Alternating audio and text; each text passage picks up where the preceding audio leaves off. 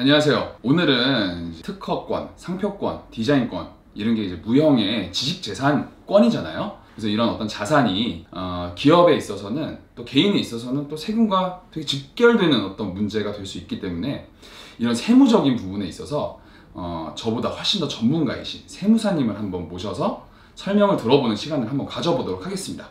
네, 안녕하세요. 안녕하세요. 네, 간단하게 자기소개 한번 해주시죠. 네, 안녕하세요. 세무법인 정성 강남지점의 대표 세무사로 있는 김기준 세무사입니다. 반갑습니다. 네, 요즘에 이런 특허권이나 상표권, 디자인권 이런 무형 자산에 관련돼서 이 세무적으로 이렇게 일을 많이 해보신 적이 있으신가요?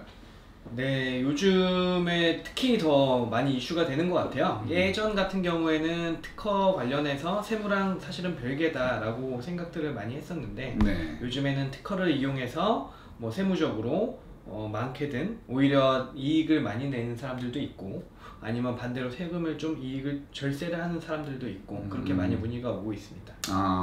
그러면은 일단 그런 어떤 디테일한 설명에 앞서서 법인 사업자, 대표자가 세금을 내는 거에 있어서의 어떤 전체적인 계략적인 아웃라인 한번 설명해 주실 수 있으실까요? 법인 관련해서는 좀 할 말이 많긴 하지만 쉽게 좀 설명을 드리면 결국에는 개인 사업자, 법인 사업자 차이는 뭐 이 자리에서는 설명하지 않는 걸로 하고 어쨌든 법인의 구조가 매출액이 있고 법인에서 이제 사용하는 비용이 있지 않습니까? 그 비용에는 뭐 월세라든지 그 다음에 직원 인건비라든지 기타 등등 뭔가 도매업이면은 그 물품을 사는 비용이라든지 결국에는 법인의 이익이라는 거는 매출에서 기타 등등 지출들 비용이라고 하죠.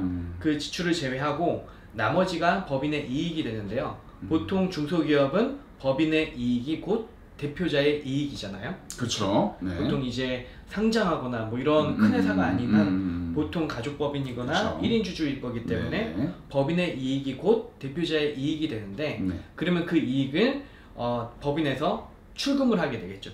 그렇죠. 돈을 뺄 때는 그래서 급여나 배당으로 빼게 되는데요. 네. 실무적으로도 보통 급여로 많이 빼시게 될 겁니다. 네. 예, 배당은 이제 실무적으로는 소기업 같은 경우는 크게 이용하진 않는 편이고 그 다음에 소득 그 비과세 한도가 있기 때문에 보통은 이제 급여를 책정해서 많이 빼시게 되는데요. 결국에는 법인에서 매출이 발생하고 그 남은 기타 비용 발생을 하고 이익을 돈을 출금할 때 급여로 빼시게 되는데 그러면 이제 근로소득이 되시는 거거든요.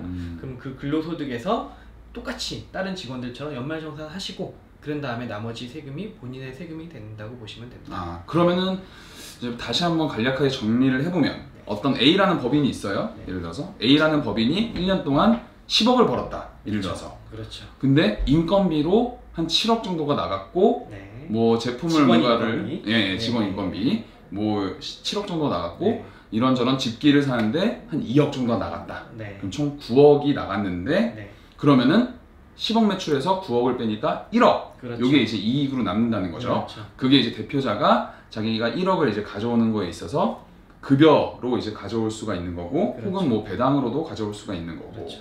조금 네. 더 부연 설명을 하자면 네. 만약에 대표가 1억이 남았잖아요. 네. 통장 잔고가 그래서 연말에 뭐 1억이 있어요. 네. 이거를 만약에 안 빼면 네. 어떻게 될까요? 안 빼면 그냥 법인에 있는 돈이 되는 거 아닌가요? 그렇죠. 그냥? 법인에 있는 네. 돈이니까 법인의 이익이 되겠죠. 그렇죠. 그럼 법인의 이익이 이제 2억 원까지는 10%니까 10% 법인세로 띠끼고. 법인세가 그러니까 법인의 이익이 남았을 때 내는 게 법인세군요. 그러면 그렇죠. 띠끼고. 네, 뜯기고. 1억 중에서 1,000만 원은 띠끼고 네. 9천만 원이 남겠죠. 네. 그럼 9천만 원이 그 다음 연도에 대해서 뺄 수 있는 돈이 되는 건데 네네. 만약에 1억 중에서 내가 반을 뺐다. 네. 5천만 원을 뺐다. 네. 그럼 5천만 원은 근로소득이 되는 거고 네. 나머지 5천은 또 법인의 이익이 돼서 10%. 법인의 이익이 되는 거죠. 그 500만 원 또 세금으로 또 세금으로 내는 거고 만약에 법인의 이익을 하나도 안 남기고 돈을 다 뺐다. 네. 잔고가 0이에요. 네. 그러면 근로소득이 1억이 되는 거고 법인의 법인세는 이익은 제로가 되는 겁니다. 법인세는 0이 되는 거겠네요. 네, 네. 그러면은 대표자의 급여는 비용 처리가 안 되나요?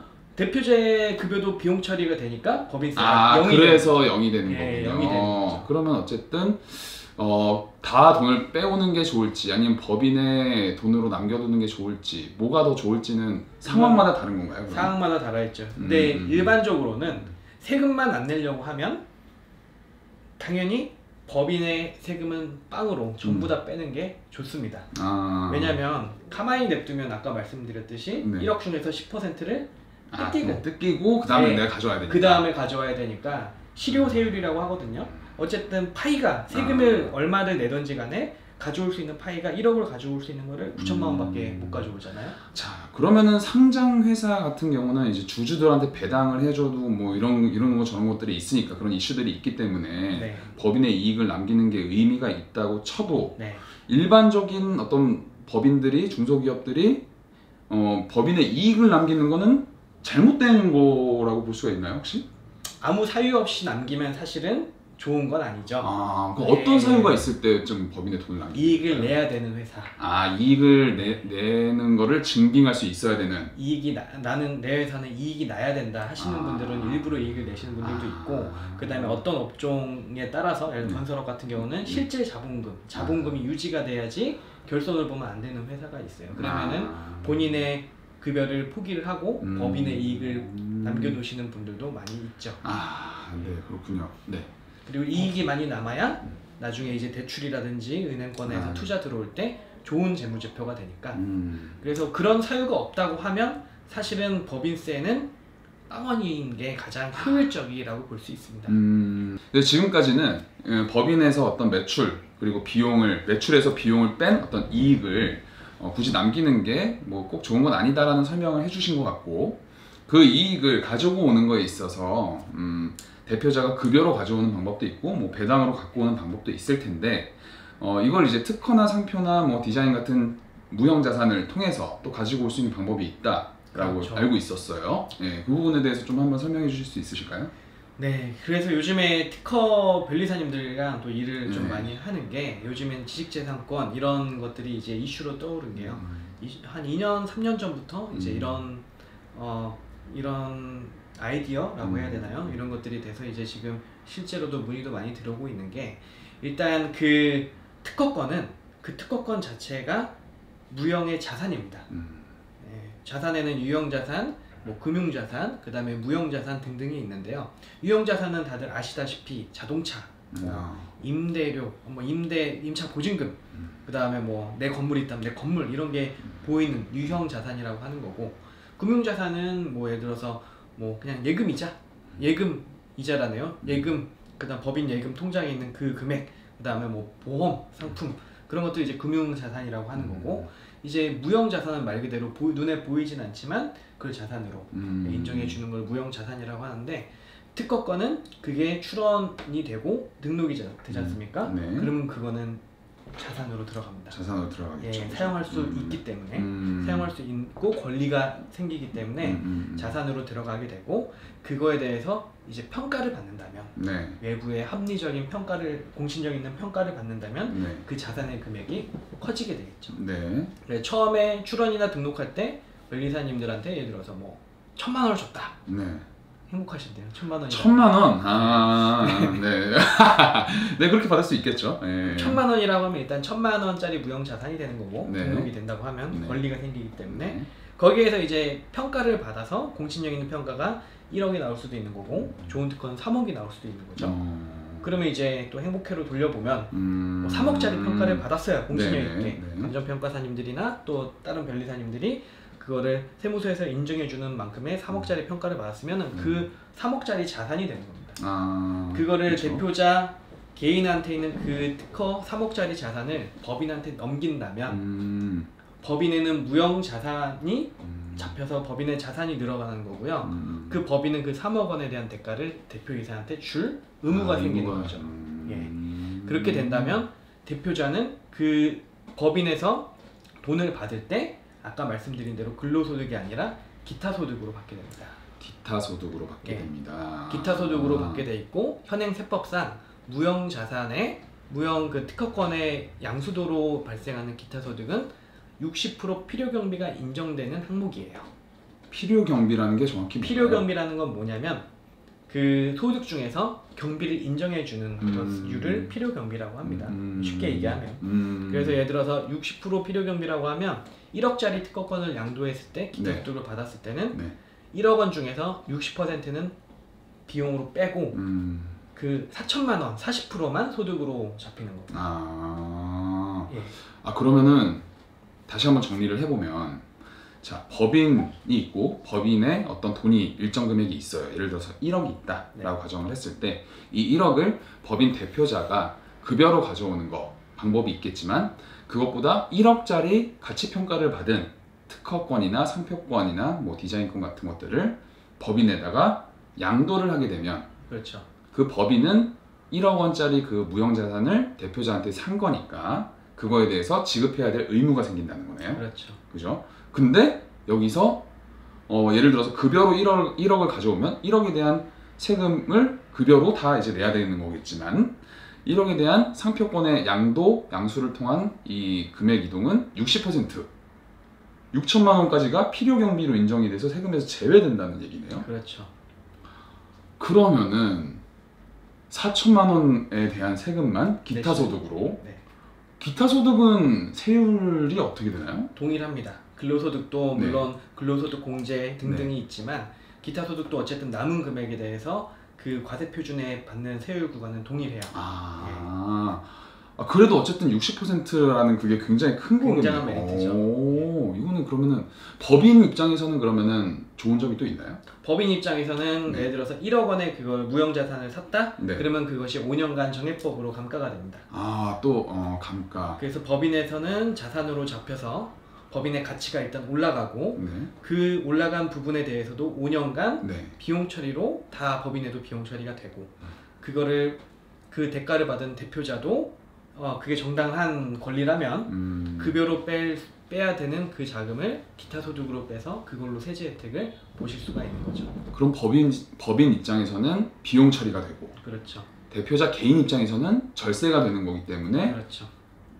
굉장히 너무나 좋은, 다 모두가 해피한 그런 솔루션 아닌가요, 그러면? 너무 잘 알고 계시는데.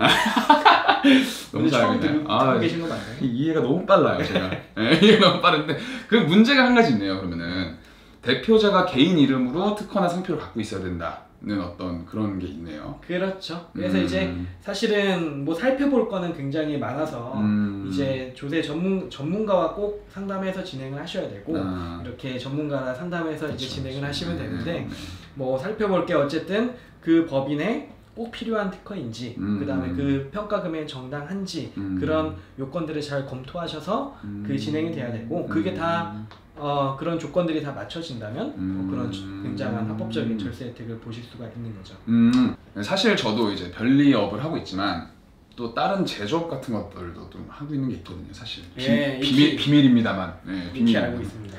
어쨌든 그런 어떤 사업을 진행하는 거에 있어서 기업부설연구소 얘기를 많이 들어요. 이걸 뭐 하면은 정부 지원 사업에서도 막 가점을 받을 수 있고 뭐 좀 얘기를 많이 듣는데, 이게 또 세무적으로도 어떤 혜택이 좀 있나요? 네. 그 기업부설 연구소로 이제 진행을 하게 되면 뭐 세무적으로 흔히들 이제 받는 게 연구인력 개발비 세액 공제라는 규정이 있는데, 이거는 굉장히 옛날부터 많은 분들이 이용해왔던 규정이고, 현 시점으로 말씀드릴 수 있는 건 솔직히 좀 양날의 검이라고 볼 수 있어요. 그래서 혜택은 어찌됐든 분명히 존재를 하는데, 이걸 대기업 수준으로 유지 관리를 하지 않으면 나중에 꼭 문제가 될 가능성이 너무 크기 때문에 중소기업은 그래서 할 거면 관리를 되게 잘 하시거나 아니면 좀 다른 방식을 모색하시는 것도 추천은 드리긴 합니다. 그러면은 기업부설연구소 설립과 관련해서는 다른 측면보다 세무적인 어떤 절세 측면에서는 조심히 활용을 하는 게 좋다. 그렇죠. 알겠습니다. 그리고 이제 특허와 상표 디자인 이쪽 관련해서는 법인 사업자에서 직무발명 보상 규정이라는 게 있어요. 네. 이것도 제가 그냥 얼핏 들었을 때는 이게 세무적으로 이용될 수 있는 부분이 뭐 컸었는데 좀 많이 축소됐다라고 듣긴 했거든요. 이런 부분은 어떤가요? 일단 그 직무 발명 보상금을 주게 되면 그게 이제 회사 입장에서는 연구 인력 개발비로 이제 들어가요. 그러니까 아까 말씀드린 대로 일반 회사 같은 경우는 그 발생액의 연구 인력 개발비의 25%가 세액 공제가 되고, 이제 뭐 여러 가지 사유를 충족했을 때 직전 연도보다 증가된 부분에 50% 세액 공제를 받는데, 회사 입장에서는 그런 이익이 있고, 그 받는 사람 입장에서는 또 이게 비과세로 소득세가 면제가 됩니다. 그래서 이제 직무발명 보상금 제도가 좋은 거죠. 받는 사람 입장이라면 법인의 직원이 네네네. 그게 소득 공제가 된다고요? 그렇죠. 비과세 항목으로 들어가요. 비과세 항목으로 예. 들어가요, 그게? 그럼 그 직원도 되게 좋은 거네요. 직원도 좋죠. 네. 그런데 알겠습니다. 아까 말씀드렸듯이 관리하기가 관리를 잘해야 된다. 엄청 힘들다. 네. 알겠습니다. 대기업 수준으로 관리하지 않으면 문제가 된다. 보통 이제 기업부설연구소나 직무발명 보상 규정 같은 경우는 그 뭐 벤처기업 인증이라든지 뭐 정부 지원 사업 같은 데서도 가점이 많이 되거든요. 근데 이런 절세 혜택으로도 제가 알기로는 홍보하고 계시는 분들이 많이 있는 걸로 알고 있어요, 사실. 네. 근데 이제 이런 걸 활용하는 거에 있어서 굉장히 주의를 해야 된다라는 얘기네요. 근데 사실은 뭐 세무적인 관점에서만 그런 거지 뭐 세무적인 그 절세 세액 공제를 빼더라도 워낙에 그래도 혜택이 크기 때문에 그렇다고 뭐 안 하실 건 아니죠. 예, 분명히. 근데 이제 세무적으로 그 세액 공제를 하시려면 그런 회계 담당자가 정확하게 제대로 관리를 하지 않으면 문제가 좀 소지가 많이 있다. 네, 그것 정도만 말씀을 드릴게요. 그러면 역시 세무는 전문가에게 컨설팅을 받은 다음에 진행하는 게 좋다. 알겠습니다. 그럼 법인과 관련된 대략적인 얘기를 한번 들어봤고요. 네, 그럼 오늘은 이 법인 사업자 대표자들이 알면 좋은 어떤 무형자산 관련된 세무 얘기를 좀 들어봤어요. 그럼 이제 마지막으로 정리하시면서 이 특허권, 상표권, 디자인권 같은 어떤 무형자산과 세무와의 어떤 관계를 이렇게 정리해서 한번 말씀해 주실 수 있으실까요? 네, 요즘에 정말로 핫해진 네. 특허와 세무와의 관계인데 사실은 미국은 예전부터 사업을 제대로 하시려는 분들은 특허 먼저 내놓고 사업을 하신다는 말이 있을 정도로 뗄래야 뗄 수 없는 관계였는데 이제 우리나라도 그런 트렌드로 가고 있다. 그 이유는 이제 특허 무에서 정말로 유를 창출하는 거잖아요. 그러면서 이제 법인 입장에서도 자산이 잡혀서 법인의 가치가 올라가서 좋고 대표자 입장에서도 이제 요건만 갖춰진다면 그러면 절세할 수 있는 포지션을 찾아서 좋고 그리고 세무 외적인 거이긴 한데 고객들이 이렇게 진행을 하시면 두 가지 부류가 있어요. 특허가 원래 있으셨던 분들과 없으셨던 분들. 근데 없으셨던 분들도 이런 아이디어로 본인이 특허를 준비를 하면서 그 세제 혜택은 일단 나중에 생각하더라도 당장에 나만의 특허가 나온다. 나의 사업에 뭔가 특허가 나와서 그게 장부에 계상이 된다. 이런 걸로 굉장히 만족감이 일단 높으세요. 그리고 이미 특허를 가지고 있으시던 분도 내가 이 특허를 이렇게 사업에 활용할 수 있구나 라는 것을 아시면서 굉장히 만족도가 높으시거든요. 그래서 제가 볼 때는 이제 앞으로의 세무는 특허랑 뗄래야 뗄 수 없는 그런 시대가 왔고 미리미리 이렇게 사업을 하시든 안 하시든 특허에 관심을 많이 갖추시면 나중에 합법적으로 절세할 수 있는 방안도 충분히 마련해 놓으실 수 있을 거라 생각합니다. 오늘 이렇게 얘기를 들으면서 저는 이제 특허 쪽 이제 관련된 전문가라고 생각했는데 저보다 더 전문가를 만나고 제가 하면서도 저는 이렇게 좋은 뭐가 있는지 몰랐어요, 사실은 무형자산이. 그 말씀입니다. 예.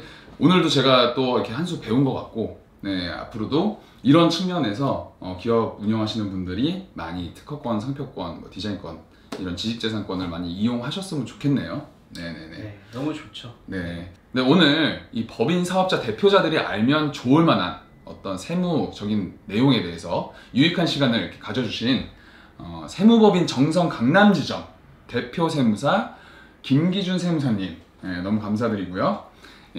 이 영상을 보신 분들 중에서 본인도 한번 혜택을 받아보고 싶다, 컨설팅을 받아보고 싶다 하신 분들은 이 이메일 주소를 설명란에다가 적어 놓도록 하겠습니다. 얼마든지 연락을 주시면 성심성의껏 대답해 주실 겁니다. 네, 오늘 유익한 시간 만들어 주셔서 너무 감사드립니다. 네, 초대해 주셔서 감사합니다.